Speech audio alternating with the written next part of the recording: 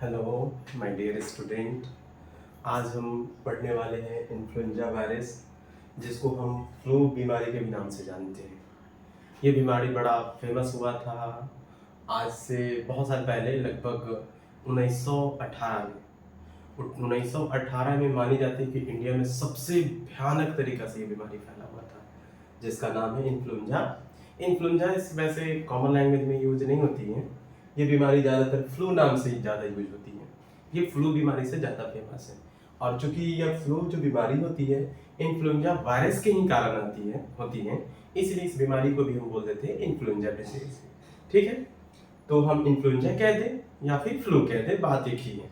लेकिन यह बीमारी पुनः फिर आगे जाकर 1957 में यह फिर से दोबारा आया था बीमारी, और इसकी वेरिएंट चेंज होके, जिस प्रकार जैसे कोरोना भी आया था ना, तो हर बार वेरिएंट चेंज कर रहा था। कभी बूस्टर टाइप का, जैसे कोरोना में भी यूज हुआ था, वैसे इसी प्रकार इसमें भी हुआ था। तो सबसे पहले स्टार्टिंग में जो फ्लू आया था वही 1918 में, वो थोड़ा सा सिंपलेस्ट टाइप में था, लेकिन वो बड़ी भयानक टाइप में था।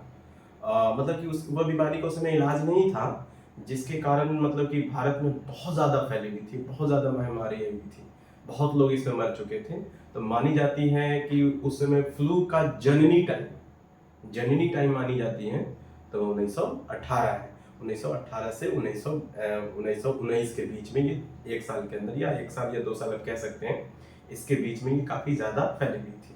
लेकिन पुनः यह वेरिएंट चेंज करके आया लगभग वही 1957 में, और 1957 से आया तो 1968 तक अपने इंडिया में ये बीमारी बहुत ज़्यादा फैली थी। लेकिन उस समय ज़्यादा हानि नहीं पहुंचाया था जितना 18 में पहुंचाया था। 18 से कम हानि पहुंचाया था, वही 57 में आया था और 68 के बीच में रहा था। लेकिन यह बीमारी पुनः फिर दोबारा 2009 में आई थी, जिन्हें हम स्वाइन फ्लू के नाम से जानते हैं। उस समय हम इसे जाने थे स्वाइन फ्लू के नाम से। ये बड़ी गंभीर बीमारी भी थी उस समय भी, और काफ़ी ज़्यादा फैली हुई थी। ज़्यादातर महाराष्ट्र एरिया में ये ज़्यादातर फैली हुई थी।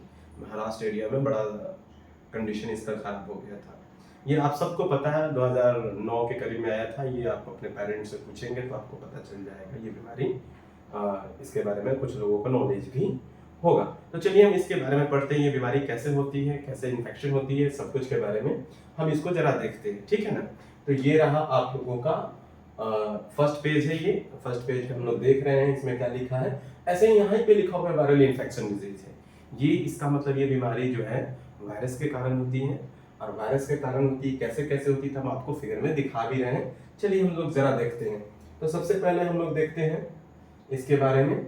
ये इन्फ्लुएंजा या फ्लू लिखा है, it is a viral infection disease. It is a viral infection disease. ठीक है ना। यह एक प्रकार के विषाणु से होने वाली रोग है। हिंदी में भी लिखा है बच्चों, देख लो, हिंदी में भी लिख दिए ताकि हमारे बच्चों को किसी भी प्रकार का देखने में और समझने में दिक्कत ना हो। तो लिखा हुआ यह एक प्रकार के विषाणु से होने वाली बीमारी है। लिखा है यह इन्फ्लुएंजा विषाणु के कारण ही होता है। Disease cause by influenza virus. इसमें यहाँ तक तो समझने में किसी को दिक्कत तो नहीं होगी, क्योंकि यह वायरस का ही नाम इन्फ्लुएंजा है। उसके बाद लिखा हुआ है it is affect the respiratory organ, मतलब ये श्वसन अंगों को प्रभावित करता है। श्वसन अंग कहने का अर्थ हुआ हमारा ये नाक से लेकर लंग्स के बीच में जो ट्रैक है, इसे हम पूरे ये रेस्पिरेटरी ट्रैक बोलते हैं। और इनमें इन्फेक्शन ही होती है, जिसे हम लोग क्या कहते हैं, रेस्पिरेटरी ऑर्गन। इसमें रेस्पिरेटरी ऑर्गन में इफेक्ट करते हैं, जिसमें इसमें नाक भी आ जाएगा, लैरिंग्स, फेरिंग्स, ट्रेकिया, लंग्स आ जाएंगे। ठीक है, इनमें किस सब में इफेक्टेड करते हैं, ये सभी पार्टों में इफेक्ट करते हैं। लेकिन ज्यादातर अपर रेस्पिरेटरी ट्रैक में ये इसका इन्फेक्शन ज्यादा होती है। अपर कहने का मतलब हो गया ऊपर में, नीचे में कम, ऊपर में ज्यादा इनकी इन्फेक्शन होती है। तो यहाँ तक तो समझने में हमें कोई दिक्कत नहीं है। और हम आगे की ओर बढ़ते हैं। तो हमने एक फिगर ला रखा है। इस फिगर को हम लोग जरा ऐसे अच्छे से देखेंगे। इसको हम जरा अच्छे से देखेंगे। इसमें देखो, एक बच्चा है जो ऑलरेडी वो मतलब कि स्नाइजिंग कर रहा है या फिर खांस रहा है, तो उससे एयर ड्रॉप निकल रहे हैं। उससे क्या निकल रहे हैं? एयर ड्रॉप निकल रहे हैं। यहाँ पे ध्यान दो, ये छोटे छोटे ड्रॉप है। इस ड्रॉप को यदि हम माइक्रोस्कोप से देखें तो हमें क्या दिखाई देगा? Influenza virus. अब इन्फ्लुएंजा वायरस का यहाँ स्ट्रक्चर भी बनाया गया है। इन्फ्लुएंजा वायरस में ये जो हम ग्रे कलर का जो दिखा रहे हैं लेयर, जो अभी हम मार्कर चला रहे थे येलो कलर दिख रहा है, ये जो है लिपिड का लेयर है। किस चीज का लेयर है? लिपिड का लेयर है। मतलब लिपिड मतलब होता है तेल, ऑयल का ये लेयर है। और इस पे ये इस तरह का स्ट्रक्चर जो आपको दिखाई दे रहा है, ये ग्लाइकोप्रोटीन का बना हुआ क्या होते हैं? एंटीजेन होते हैं। हमें लगता है कि बच्चों ये येलो कलर से लिख रहे हैं तो ये आसानी से आपको विजुअलाइज करने में दिक्कत होता होगा, ये दिखता नहीं होगा। तो हम फिर से इसको लिख देते हैं इरेज करके। क्या लिख देते हैं? क्या है ये?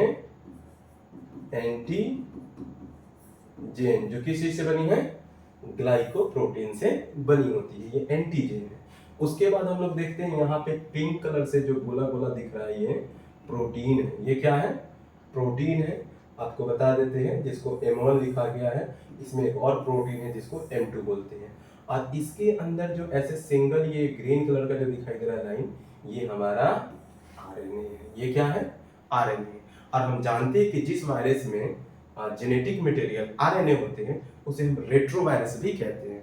तो इन्फ्लुएंजा वायरस से जो होने वाली बीमारी है, उस वायरस को हम रेट्रोवायरस भी कह सकते हैं। और इसी ड्रॉप में होते हैं। जैसे हम लोग स्नाइजिंग करते हैं, मतलब छींकते हैं या फिर खांसते हैं, तो हमारे माउथ से कुछ एयर ड्रॉप निकलते हैं और वो हवा में फैल जाते हैं। यदि कोई हेल्दी पर्सन इसे दोबारा इनहेल करते हैं, मतलब सांस को खींचते हैं, तो ये वायरस हमारे रेस्पिरेटरी ट्रैक में चली जाती है और इससे पुनः हेल्दी पर्सन को भी ये बीमारी हो जाती है। यहाँ तक बच्चों समझने में कोई दिक्कत तो नहीं हुआ होगा। हम आगे बढ़ते हैं। अब आगे बढ़ते हैं तो हम देखते हैं इसके लक्षण। अब यदि किसी हेल्दी पर्सन को ये बीमारी हो जाए तो उनमें क्या क्या लक्षण देखने को मिलती है, तो हम लोग सबसे पहले सिम्टम्स देखेंगे। तो लिखा it is the patient suffer from headache. मतलब कि इसमें जो पेशेंट है, जो रोगी है, उसको सबसे पहले क्या होगा? सर दर्द। क्या होगा बच्चों? येलो से ही कर देते हैं। येलो या रेड, रेड ज्यादा नहीं दिखता है, ये वाला ज्यादा कलर दिख जाएगा आपको। एक सेकेंड बच्चों, एक सेकेंड। और ये है हेडेक। हेडेक का मतलब हो गया सर दर्द। उसके बाद है मसल पेन। मतलब मसल जो होती है ना, ये डोले शोले जो होते हैं, उनमें क्या होती है? दर्द होगी, मसल पेन। उसके बाद लिखा है फीवर, बुखार। फीवर के साथ साथ लिखा है शिवरिंग, कांपना, ऐसे से थरथराना, कांपना। कोल्ड, ठंड लगना। And coughing. कफ मतलब हो गया खांसना, ठीक है ना, कफिंग। इसमें हिंदी में भी लिखे हैं बच्चों, देखो पढ़ो। इनमें रोगी को सर दर्द, मांसपेशियों में दर्द, बुखार, कांपना, सर्दी और खांसी रहती है। ये इसके कॉमन लक्षण है। अगर आपके आसपास के लोगों में से इस तरह का लक्षण अगर यदि देखने को मिलती है तो उन्हें फॉरेन डॉक्टर से दिखाएं और उसका टेस्ट करा ले, कहीं फ्लू तो नहीं पकड़ लिया है। अगर ऐसा है तो चेक कर लें। लेकिन अभी के समय में ये बीमारी ज़्यादा फैली हुई नहीं है, तो चांसेस कम है। ठीक है, आगे बढ़ते हैं। अब है इसे कंट्रोल।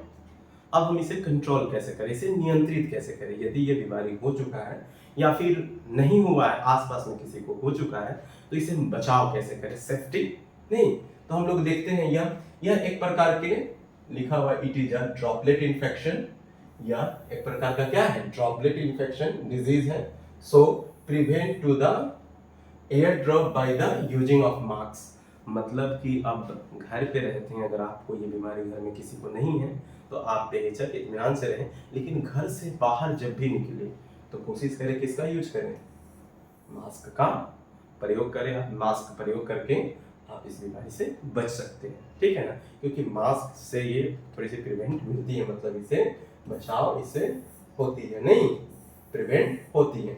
इस बात का बिल्कुल बिल्कुल ध्यान रखें। बाहर निकले तो यूज करें। लेकिन हाँ, आपको ये बात भी याद रखना होगा, आप यदि मास्क कंटिन्यू लगातार यूज करते तो ये गलत बात है। ये आपको लगातार लगभग 8 घंटा तक यूज नहीं करनी चाहिए। 8 घंटा से एबव अगर आप ले जाते हैं, ये मास्क का उपयोग करते हैं, तो आपको इसी तरह आपको बिना किसी पैथोजन के कारण हो सकता है कि रेस्पिरेटरी इफेक्ट आपको हो जाए, ये कोई अदर बीमारी भी पकड़ सकता है। तो मास्क का यूज करें, अच्छी बात है, लेकिन कंटिन्यू 8 घंटा से ज़्यादा नहीं, उससे कम ही यूज करें, ठीक है। चलिए हम आगे की ओर बात करते हैं। अब आता है, लिख रहा है दूसरा का टॉपिक, लिख रहा है साफ सफाई पर ध्यान दें और प्रोटीन वाले भोजन लें जो आसानी से पच जाए। नहीं, मतलब कि ऐसे पेशेंट जो इस बीमारी से इफेक्टेड हो गए हैं, उन्हें कौन सा क्या करनी चाहिए? तो सबसे पहले साफ सफाई पे ध्यान देनी चाहिए। अपनी बॉडी क्लीनिंग, घर को क्लीनिंग, घर के आसपास के एरिया को भी क्लीन करके रखें। साथ ही साथ ऐसे भोजन दें जो आसानी से डाइजेस्ट हो और उसमें प्रोटीन ज़्यादा हो। क्या हो बच्चों? प्रोटीन ज़्यादा हो, ताकि उस बीमारी से आसानी से लड़ाई करके, मतलब हमारे इम्यूनिटी सिस्टम लड़ने के लिए प्रोटीन की ज़रूरत होती है, क्योंकि प्रोटीन से ही एंटीबॉडी बनती है। अगर एंटीबॉडी बनाने के लिए हमें प्रोटीन की ज़रूरत होती है, इसलिए प्रोटीन ज़्यादा ज़रूरी है। ठीक है ना? अब इसका ये मतलब नहीं, हम बच्चों बार बार बोलते हैं, इसका ये मतलब नहीं कि प्रोटीन के लिए हम मीट का प्रयोग करें, मांस का प्रयोग करें। मांस का प्रयोग करना खतरे से खाली नहीं है, वो इंसान इससे मर जाएंगे। आप जब भी हम बोले कि प्रोटीन का यूज करना है, तो आपके ब्रेन में क्या आना चाहिए? क्या आना चाहिए बच्चों? दाल। क्योंकि दाल हम जो खाते हैं वो आसानी से डाइजेस्ट हो जाते हैं और प्रोटीन हमें ज़्यादा मात्रा में मिलती है। तो सबसे पहले किसका यूज करेंगे बच्चों? दाल का। तो दाल पे ध्यान रखेंगे। इसी प्रकार हम इसे कंट्रोल कर सकते हैं। अगर इससे थोड़ा भी आगे बढ़ते हैं तो फौरन आप डॉक्टर से सलाह लें, डॉक्टर के मुताबिक चलें। थैंक यू बच्चों। इसी तरह आपका इन्फ्लुएंजा खत्म हो गई है। बाय बाय, फिर मिलेंगे।